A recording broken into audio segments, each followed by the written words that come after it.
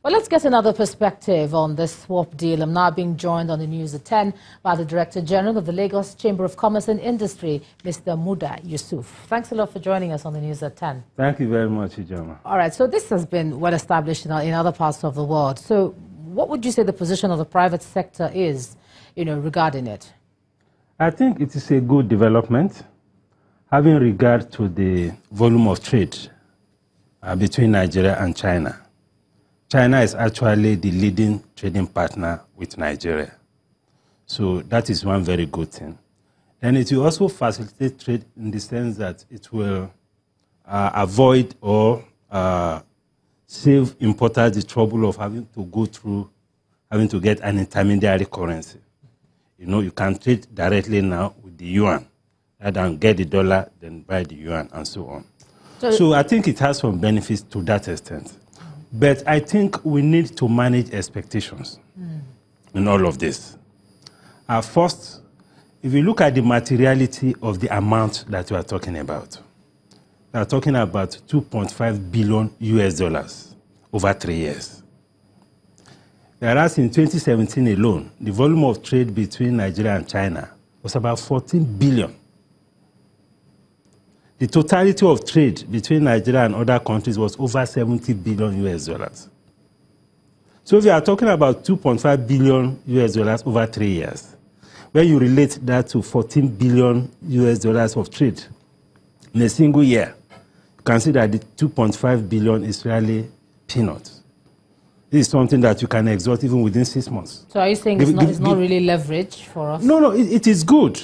But what I'm saying is that we should manage expectations. Because I've heard some comments that this will strengthen the Naira, this will boost our foreign reserves, and so on and so forth. So the materiality of the numbers that you have is not likely to have a kind of macroeconomic level effect that some people have talked about. In the long term or in the short term? Put it into perspective. Even both in the short and the long term, because this is a small amount compared to the volume of trade.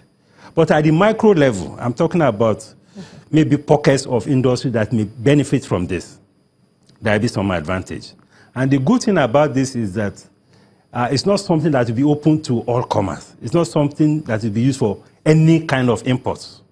The indications from the central bank is that this will be used specifically for manufacturing and agriculture, basically for machineries and other inputs that are used in these two key sectors. Okay, so quickly now, I mean, the CBN has conducted about 2 auctions so far. Yeah. Do you think they have all it takes, to make this work?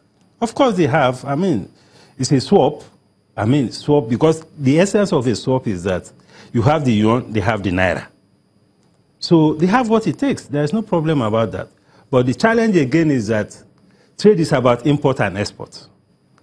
It is difficult to imagine a Nigerian exporter that want to export and you want naira. It is not going to happen. And even now, with the trade war that is taking place between China and the United States, the Chinese currency is getting weakened. And the weaker the currency, the more they will also prefer to trade in dollars. So do you think there should be any key changes or key amendments, to it?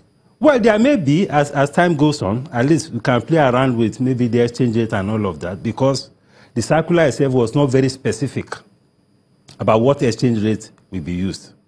That could be modified as we progress with the deal. So what would you have preferred to see in this deal? Since you're saying we should manage our expectations, a lot of what you have heard seems to be, I don't want to say hot air, but a lot of what you have heard is very optimistic. What would you have preferred? Perhaps if the amount involved is much bigger, then we can accommodate even more players or more participants or more importers, into the transactions or the deal that will happen. But given the amount that is involved, it cannot have the kind of very significant impact that we'll expect from a deal like this. All right, Director General of the Lagos Chamber of Commerce and Industry, Mr. Muda Yusuf. Thanks for joining us on the news at 10. Thank you very much.